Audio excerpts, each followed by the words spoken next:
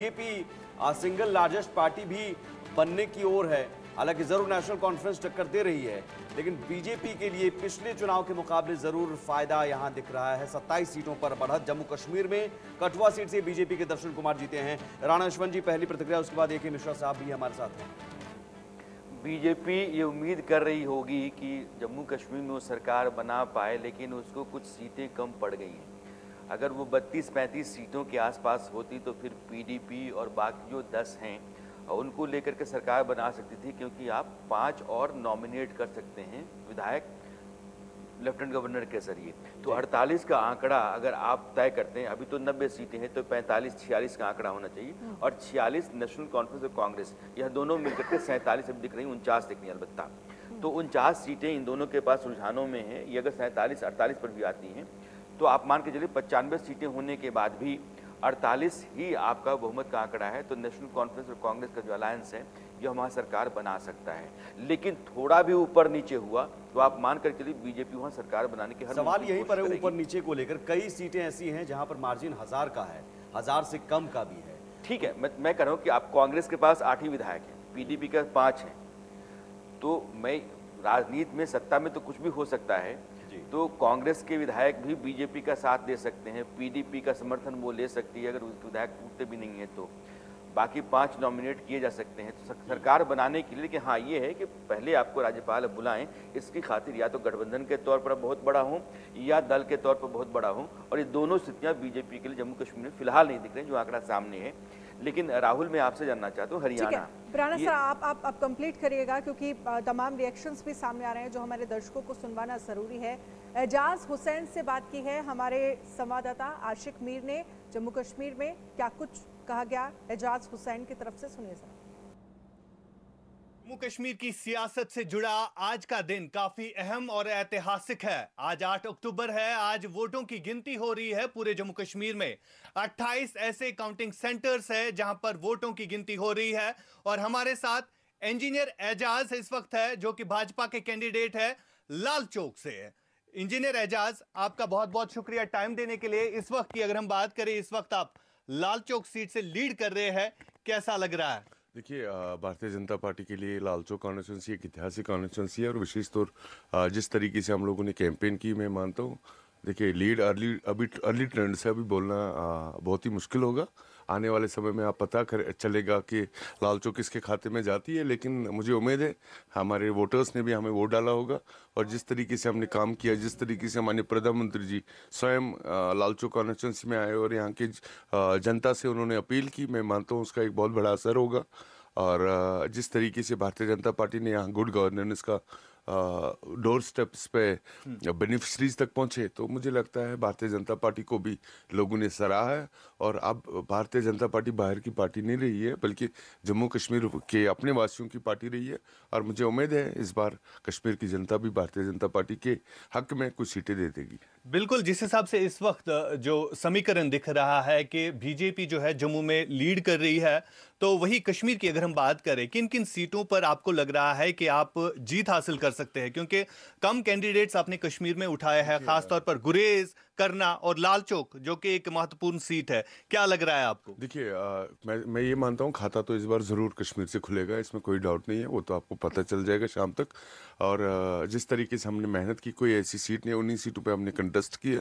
वो ऐसी 19 सीटें थी जहाँ पे हमारे नेताओं ने काम किया था, जहाँ पे हमारे लोगों के साथ आउटरीच किया था। और मैं मानता हूँ सब ने अपनी अपनी जगह बहुत मेहनत की है। और at the end of day ये लोगों तक होता है, लोग डिसाइड करते हैं कि भाई किसको असेंबली भेजना है या नहीं भेजना है। और बाकी सारी पार्टियां भी लड़ रही है, ऐसा नहीं कि खाली Bharatiya Janata party versus others है। सब लोग आपस में लड़ रहे हैं, तो देखते हैं शाम तक क्या होता है। लेकिन हमें उम्मीद है इस बार घाटी से भी खाता जरूर खुले। बहुत बहुत शुक्रिया। बात कर रहे थे इंजीनियर एजाज। इंजीनियर एजाज वो कैंडिडेट है जो लाल चौक से इलेक्शन लड़ रहे हैं और खास तौर पर prime minister Narendra Modi engineer Rashid के लिए कैंपेनिंग के लिए श्रीनगर आए थे। शोएब शमीम के साथ इंडिया न्यूज के लिए श्रीनगर से मैं आशिक मीर। तो आशिक मीर को आपने सुना। इसके साथ ही हमारे साथ और भी खास मेहमान जुड़ गए हैं इस चर्चा में शामिल होने के लिए। ईशान त्यागी कांग्रेस के प्रवक्ता हमारे साथ जुड़ गए हैं, पवन शर्मा आम आदमी पार्टी प्रवक्ता हैं, और साथ ही हमारे साथ रसपाल दास गोत्रा वरिष्ठ पत्रकार हैं, जम्मू कश्मीर से जुड़ गए हैं। लेकिन मैं चाहूँगी ईशान त्यागी जी, जम्मू कश्मीर को लेकर तो ठीक है, आप नेशनल कॉन्फ्रेंस के साथ ये नज़र आ रहा है, क्योंकि 10 सीटें आप और 40 नेशनल कॉन्फ्रेंस के साथ आप सरकार बनाते दिख रहे हैं, लेकिन हरियाणा को लेकर जो दावे आप लोग कर रहे थे, जो गारंटी आप लोगों की तरफ से हरियाणा को जनता को दी गई, वो गारंटी शायद हरियाणा की जनता एक्सेप्ट करती नहीं दिख रही है, क्योंकि 36 सीटों पर आप आगे हैं और बीजेपी को बहुमत मिलता दिख रहा है।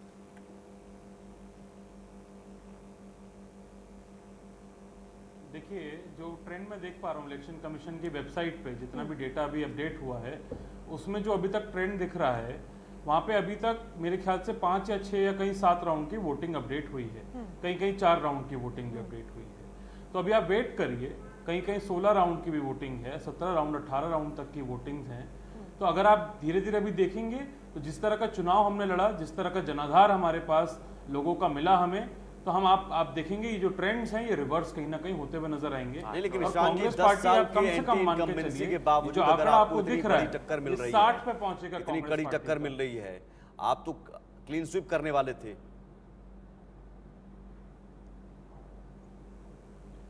मैं यशवंत जी, मैं वही तो कह रहा हूँ, थोड़ा सा वेट करिए। क्लीन स्वीप क्या है? एक तरफा सरकार बनाना।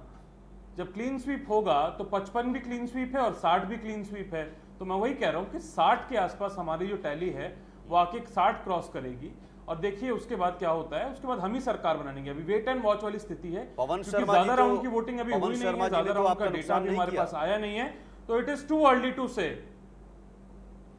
जी, आम आदमी पार्टी के प्रवक्ता पवन शर्मा हैं, आम आदमी पार्टी ने तो नुकसान बहुत जगहों पर किया। नहीं, जो हम वोट देख पा रहे हैं, मेरे ख्याल से बोलना नहीं चाहिए। देखिए, वो बाकी आम आदमी पार्टी का फैसला था, जो भी था, उनके कैंडिडेट्स थे, उनके कैंडिडेट्स कहीं अभी तक 1000 भी पहुंचे हैं, कई जगह उनकी वोटें कम हैं। आम आदमी पार्टी ने हमें कोई नुकसान नहीं किया है, और हमें नुकसान है भी नहीं। आप देखिए, हमें नुकसान नहीं है, भारतीय जनता पार्टी को ही नुकसान होगा। पवन जिस तरह शर्मा का जी, चुनाव हमने लड़ा, जिस तरह की आपके गारंटियां हम उतरने लोगों से के क्या सामने लेके गए, ये क्या हमने- कांग्रेस को नुकसान हुआ? और ये इंडिया अलायंस जो बनाया गया था, उस अलायंस की जो मूलभूत अवधारणा थी कि भाई एकजुटता, उस एकजुटता में सेंध लगी है।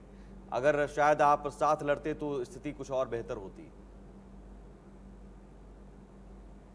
पहली बात तो है कि इंडिया अलायंस का गठन हुआ था, वो राष्ट्रीय मुद्दों पे हुआ था, वो आज भी मजबूत है। जब राष्ट्रीय मुद्दे आते हैं, संविधान की बात आती है, तो आम आदमी पार्टी इंडिया अलायंस के साथ खड़ी हुई है और मजबूती से साथ खड़ी हुई है। लेकिन जब देखिए राज्यों की बात आती है, चुनाव की बात आती है, तो वह राज्य की इकाइयां तय करती हैं। और आम आदमी पार्टी ने अपनी तरफ से कोशिश करी थी कि भाई हरियाणा के अंदर अलायंस हो जाए, लेकिन कुछ ऐसी मजबूरियां रही, कोई ऐसी बात रही, वो अलायंस नहीं हो पाया। हालांकि आप ये कह सकते हैं, निश्चित तौर पे खुले दिल से कह सकते हैं, अलायंस होता तो कुछ चीजें और बेहतर हो सकती थी। लेकिन देखिए, सारी पार्टियों का अधिकार होता सारे है। मेहमान बैठे हुए हैं और हमको कश्मीर की तरफ भी जाना है। जी। 48 का आंकड़ा आपको दिख रहा है। आप 5 बातों को सामने रखिए। 10 साल की एक सरकार, एंटी इनकम्बेंसी का फैक्टर, आपने कहा संविधान खतरे में, आपने कहा पहलवानों की इज्जत नहीं, आपने कहा कि नौजवानों के लिए ये अग्निवीर क्या है, आपने कहा किसानों के आंदोलन के साथ नाइंसाफी की बीजेपी ने। ये तमाम जो है नौजवान, किसान, पहलवान, सब कुछ होने के बाद, 10 साल की सरकार होने के बाद अगर फिर से सरकार है 50 सीटों के साथ, तो फिर काहे की बहस है? फिर किसी भी पार्टी को कुछ कहने की गुंजाइश नहीं है। ना तो कांग्रेस कुछ कहने की हालत में है, ना आम आदमी पार्टी कहने के हाथ में। इसका मतलब यह है कि बीजेपी ने हरियाणा में काम बेहतर किया होगा, जनाधार उसके पास है, और इन दोनों पार्टियों ने बड़ी चूक की है लोगों का मूड भांपने में, अपनी तैयारियों को मतलब ज्यादा मजबूत करने में। आपको ये लगा कि हवा है, हवा है, हवा है, और हवा में आप हवा हो गए। ईशान त्यागी। हाँ ईशान, देखिए, आपका सवाल जो है ना, उसका जवाब हमें आज से 6-8 महीने पहले मिल गया था। भारतीय जनता पार्टी ने अपनी हार जो है, अगर इतना ही बहुत बेहतरीन काम किया होता, बहुत बढ़िया काम किया होता, हरियाणा एकदम खिलखिलाता, लहलहाता हुआ हो गया होता, तो मुख्यमंत्री मनोहर लाल खट्टर को हटाने की जरूरत क्या पड़ी आपको? बताइए ना। कहीं ना कहीं जब आप पार्टी का फैसला है, नेतृत्व का बदलाव पार्टी कर रही है, आप नहीं कर रहे हैं। हटा देते नहीं ईशान, ये बात समझिए आप। ये तो उत्तराखंड में उन्होंने किया।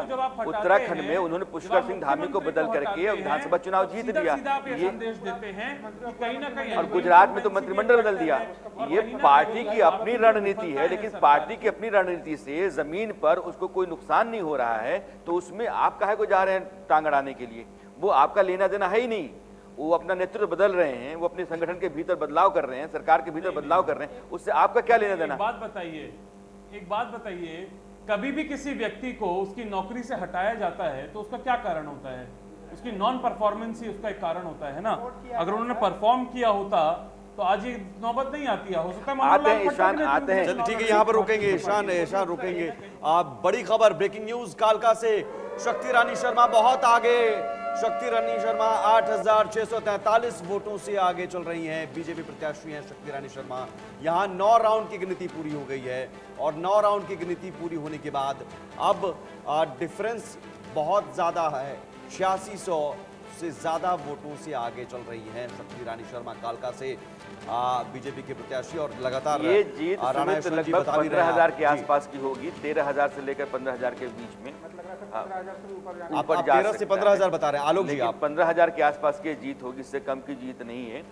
राजसूत्रा जी, मैं आपके पास आना चाहता हूँ। राजसूत्रा जी, ये जो समीकरण दिख रहा है सामने जम्मू कश्मीर का, इसमें कांग्रेस और एनसी का जो अलायंस है वो सरकार बना रहा है। मोटे तौर पर बीजेपी ने जो अपनी उम्मीदें बांधी थी, उसको लग रहा था कि हम जम्मू के भीतर 32-35 सीटें जीत लेंगे और घाटी के अंदर जो हमने लोग खड़ा किए, जो पार्टियां हमारी हैं, वो भी 15-20 सीटें निकाल लेंगी तो सरकार हमारी बन जाएगी। लेकिन ये मंसूबा पूरा हुआ नहीं। कारण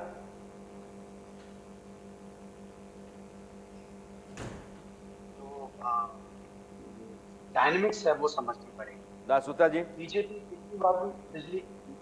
पिछली बार भी आई थी तो उनके पास 25 सीटें थी। उनको पीडीपी का सहारा कश्मीर से लेना पड़ा था कि वो गवर्नमेंट बना सके, और इस प्रोसेस को कंप्लीट करने में 2-3 महीने का समय लगा था, क्योंकि पीडीपी भी एग्री नहीं थी बीजेपी के साथ जाने में उस वक्त। अब जहां बात की जाए नेशनल कॉन्फ्रेंस की, नेशनल कॉन्फ्रेंस का जो ट्रेंड रहा है वो बहुत अच्छा रहा है जेएनके में, और इसमें कांग्रेस का भी जो ट्रेंड है वो काफी अच्छा रहा है। हालांकि पिछली बार जो सीटें लाई थी 12, और इस बार जो सीटें हैं वो उससे थोड़ी कम दिख रही हैं अभी ट्रेंड्स में, लेकिन वो भी उनको 5 सीटों का नुकसान था 2008 की इलेक्शन में। बीजेपी को अगर कोई जम्मू रीजन में टक्कर दे सकता था तो वो कांग्रेस थी, जो वो टक्कर अब इस बार नहीं दे पाई है। लेकिन नेशनल कॉन्फ्रेंस का नहीं, आंकड़े आप देखें तो नेशनल कॉन्फ्रेंस जम्मू में जरूर बेहतर कर रही होगी। 42 सीटें अगर उसके पास आती हुई दिख रही हैं, इसका मतलब है कि सिर्फ घाटी की सीटें तो होंगी नहीं, क्योंकि अदस में 10 दिख रहा है, तो 10 जो अदस दिख रहा है पीडीपी समेत, इसका मतलब ये 13-14 सीटें तो घाटी में कम हैं। तो कुल मिला के घाटी की 47 सीटें हैं, अगर 13-14 सीटें नेशनल कॉन्फ्रेंस में नहीं है तो इसका मतलब कि जम्मू में भी उसका अपना दखल है। बिल्कुल जम्मू में है, लेकिन इसमें आप देखिए पीडीपी की पिछली बार 28 सीटें और इस बार सिर्फ 5 सीटें। नहीं, आप उस पर मत जाइए। पीडीपी 28-25 पर मैं नहीं जाता हूं, वो 2014 का मामला है। आपने 370 हटाया, 35 से हटाया, आपने जम्मू कश्मीर को आतंकवाद से मुक्त करने का दावा किया, आपने अलगाववादियों को दरकिनार किया, पत्थरबाज बंद हो गए, वहाँ आपने कहा कि बेहतरी तरक्की सब हो गई है, जम्मू कश्मीर की आबो हवा बदल गई है, जम्मू कश्मीर देश के बाकी राज्यों की तरह अब तरक्की के रास्ते पर आगे बढ़ रहा है। फिर ये 26 क्यों? फिर तो ये 36 होना चाहिए था। बीजेपी एंटी इनकम्पेंसी फेस कर रही है पिछले 10 सालों से। पीडीपी ने की है 5 सालों की और बीजेपी जो है पिछले 10 सालों की कर रही है। और बीजेपी, अगर मैं आपको बात कहूँ कि ये जो 26 सीटें जो 26 सीटें जो एक्सपेक्ट कर रही है, ये इसलिए कर रही है क्योंकि कांग्रेस का प्रदर्शन जो है वो इतना अच्छा नहीं था। अगर कांग्रेस एक स्ट्रॉन्ग पार्टी होती जम्मू में तो शायद उनको ये भी नहीं मिलती। देखिए जम्मू में जो है वो 370 इतना ज्यादा इफेक्ट नहीं कर रहा, और कश्मीर में जो 370 है उसके अगेंस्ट वोटिंग हुई है, ये चीज मान के चलिए। ठीक है, जम्मू में चलिए रशपाल जी, मैं आपके पास आऊंगी। बीजेपी प्रवक्ता भी हमारे साथ जुड़ गए हैं, विजय शर्मा हमारे साथ लाइव जुड़ गए हैं। विजय जी, देखिए हरियाणा की तरफ से देखें तो एक अच्छी खबर है आप लोगों के लिए, 49 सीटों पर आप आगे चल रहे हैं, लेकिन जम्मू कश्मीर से अच्छी खबर सामने नहीं आ रही है। 26 सीटों पर आप लोग आगे चल रहे हैं और यहाँ नेशनल कॉन्फ्रेंस 42 पर, 10 पर कांग्रेस, यानी नुकसान आपको कश्मीर में तो आप जगह बना नहीं पाए, नुकसान जम्मू ने भी कर दिया आप लोगों को। अनन्या जी, देखिए इसी तरह के पॉलिटिकल पंडित हरियाणा के बारे में कहते थे और किस तरह से एग्जिट पोल भी हमें क्या नंबर दे रहे थे। तो आपने देख लिया जब इनके ऊपर काम करते तो जम्मू कश्मीर में भी निश्चित तौर पर हम अच्छा प्रदर्शन करेंगे।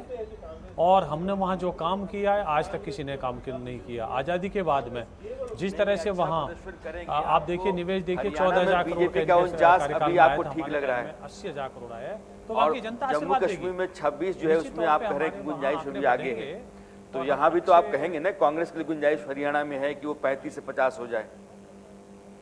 आपकी आवाज ब्रेक हो रही है।